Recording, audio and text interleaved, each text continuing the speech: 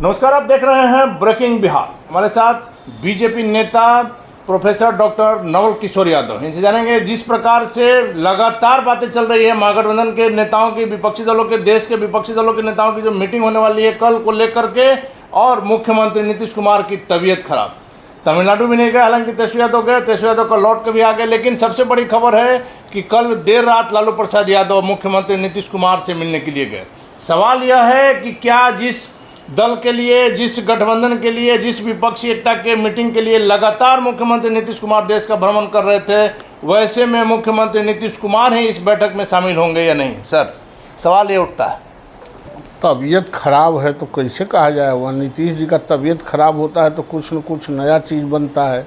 यही सवाल है सर। हाँ, तो जब उनका तबीयत खराब होता है तब कहीं किधरों पलथा मारते हैं। अब उनको प्रधानमंत्री को उम्मीदवार बनाने के लिए कहिए न, सबका अलग अलग अपना एजेंडा लेके आए। ममता बनर्जी कह रही हैं कि हमारे यहाँ CPM नहीं लड़ेगा, कांग्रेस नहीं लड़ेगा।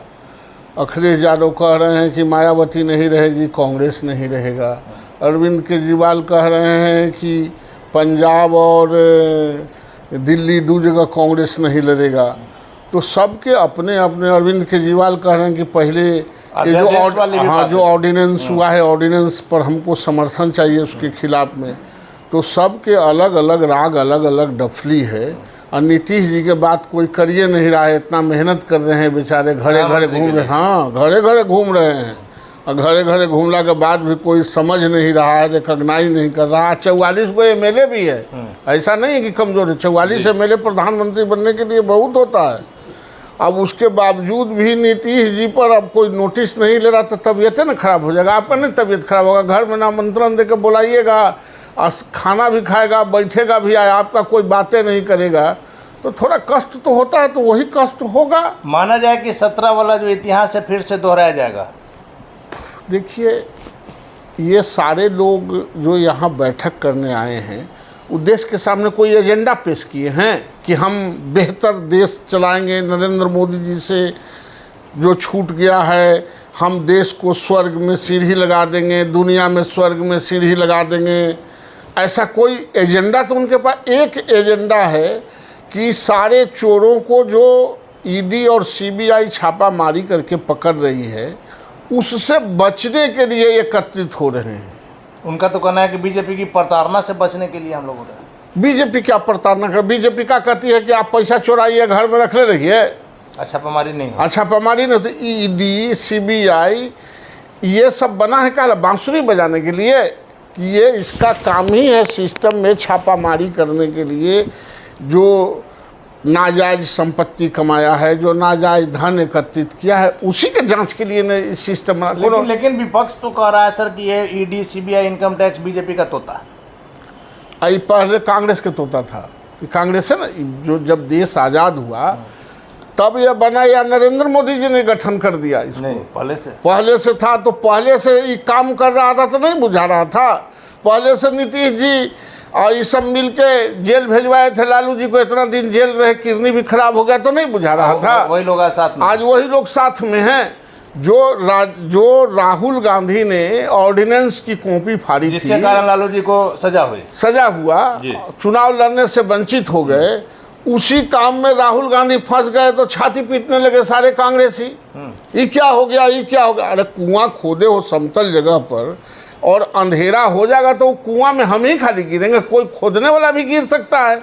तो जिस ऑर्डिनेंस को as a MP Rahul Gandhi ji ने फाड़ा था, उसी ऑर्डिनेंस में फंस गए अपने, उसी अधिसूचना के फाड़ने के बाद।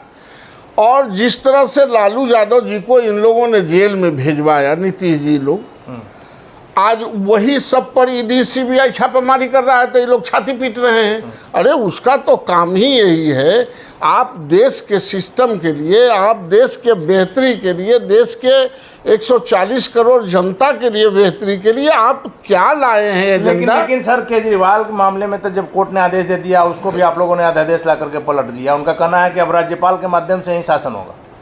नहीं, दिल्ली प्रदेश का और अन्य प्रदेशों का अलग अलग है। दिल्ली प्रदेश प्रदेश भी रहा और केंद्र शासित प्रदेश भी रहा है। बीच बीच में जब साहिब सिंह वर्मा हुए थे, चौधरी ब्रह्म प्रकाश हुए थे, सॉरी चौधरी ब्रह्म प्रकाश उसके फर्स्ट चीफ मिनिस्टर थे, उसके बाद भी उसको केंद्र शासित प्रदेश बना दिया गया, फिर राज्य बना। तो उसके मामले अलग हैं। अगर अच्छा ये बताइए, दिल्ली भी भारत सरकार के नहीं होगा तो कहाँ होगा? भारत की राजधानी कहाँ है?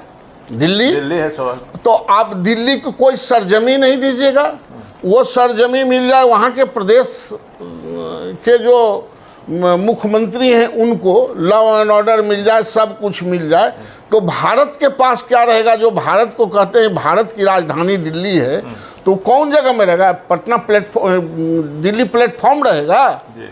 क्या रहेगा? तो दिल्ली को भी जो भारत की राजधानी है वो भारत की राजधानी तो रहना चाहिए जी। तो उस दृष्टिकोण से, और ये छाती पीट रहे हैं, इनके छाती पीटने से दुनिया में कुछ होने वाला नहीं है। और ऑर्डिनेंस करने का, बिल पास करने का पार्लियामेंट को पावर है, ये घबराने की ज़रूरत नहीं है, वहाँ आजमाइश कर ले। कहा जा रहा है कि 23 के पहले, हालांकि 23 कल ही है, कुछ बड़ा खेला हो सकता है। लालू जी जब कल मिलने के लिए गए, इसको सर आप किस नज़र से देख रहे हैं? ना तो दोनों बुजुर्ग हो गए हैं। नीतीश जी का भी मेमोरी थोड़ा लॉस होने लगा है बुजुर्गियत के चलते। लालू जी भी किडनी ट्रांसप्लांट हुआ है तो परेशान है।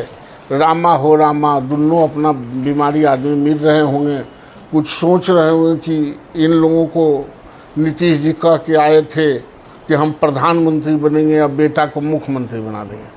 तो इधर प्रधानमंत्री में कोई नोटिस नहीं ले रहा है, तो मुख्यमंत्री कैसे बने? तो ये बड़ा प्रॉब्लम है दोनों के बीच में।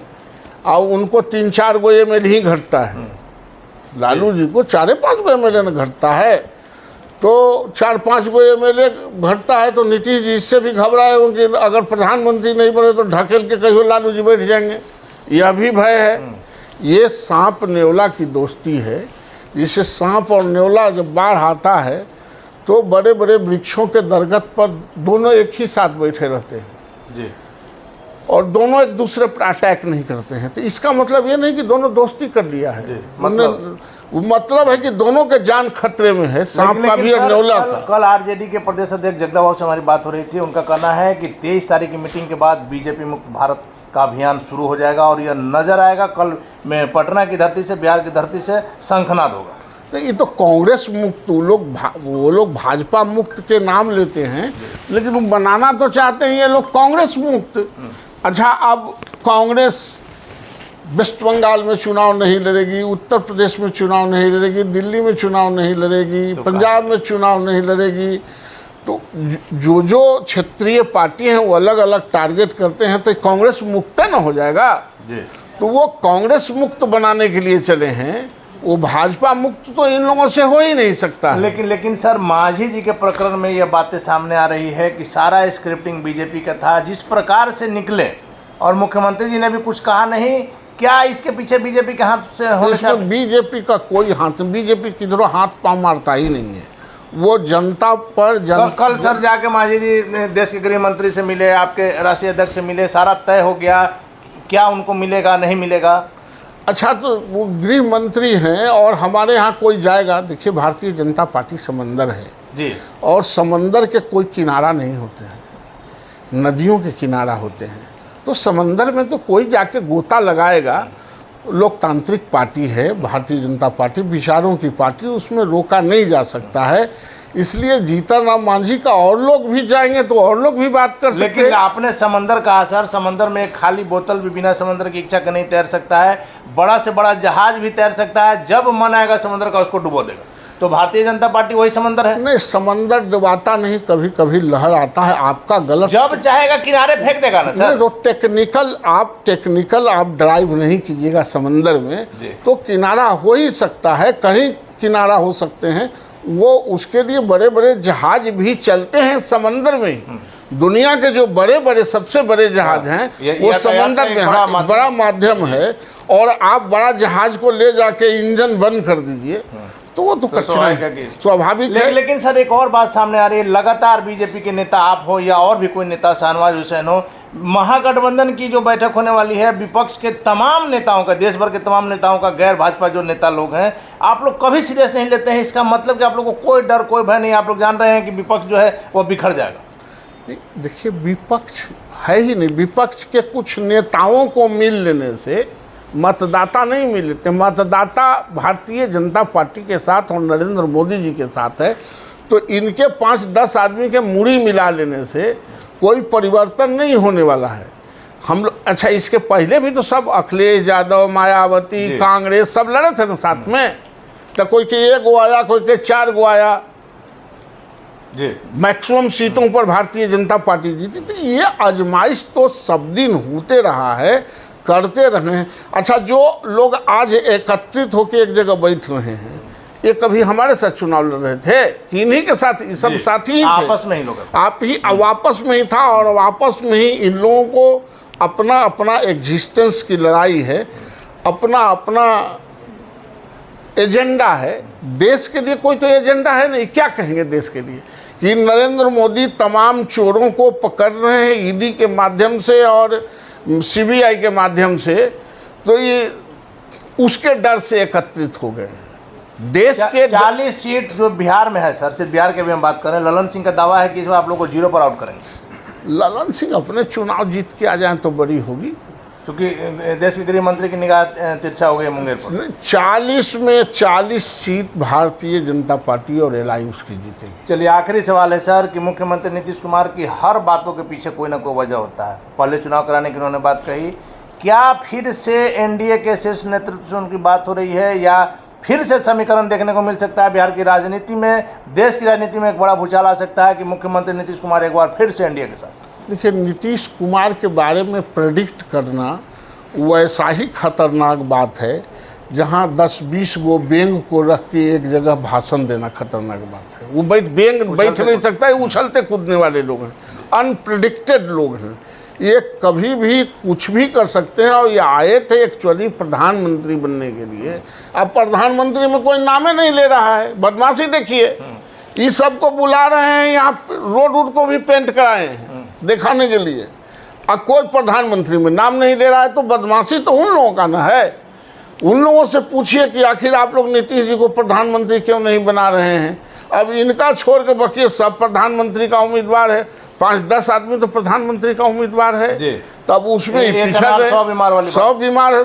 तो नीतीश जी के साथ तो कष्ट है।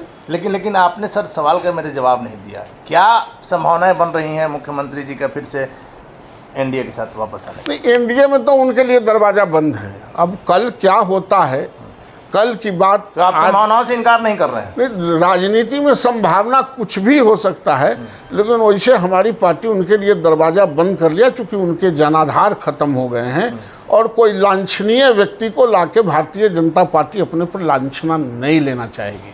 धन्यवाद सर। तो ये थे हमारे साथ बीजेपी के बिहार के कद्दावर नेता प्रोफेसर डॉक्टर नवल किशोर यादव, जिनका साफ तौर पर कहना है कि प्रधानमंत्री बनने के लिए मुख्यमंत्री नीतीश कुमार ने ये तमाम जो महागठबंधन के नेताओं का, देश के विपक्षी नेताओं का जुटान किया और इनको कोई पूछ नहीं रहा। मेन बेचैनी ये है। लेकिन इन तमाम बातों के बीच नवल किशोर यादव ने इन बात से भी इनकार नहीं किया है कि मुख्यमंत्री नीतीश कुमार, चूंकि राजनीति संभावनाओं का खेल है, वैसे में अगर कल मुख्यमंत्री नीतीश कुमार फिर से एनडीए के साथ, बीजेपी के साथ आ जाते हैं तो कोई बड़ी आश्चर्य की बात नहीं होगी। लाला बने रहे हैं ब्रेकिंग बिहार के साथ।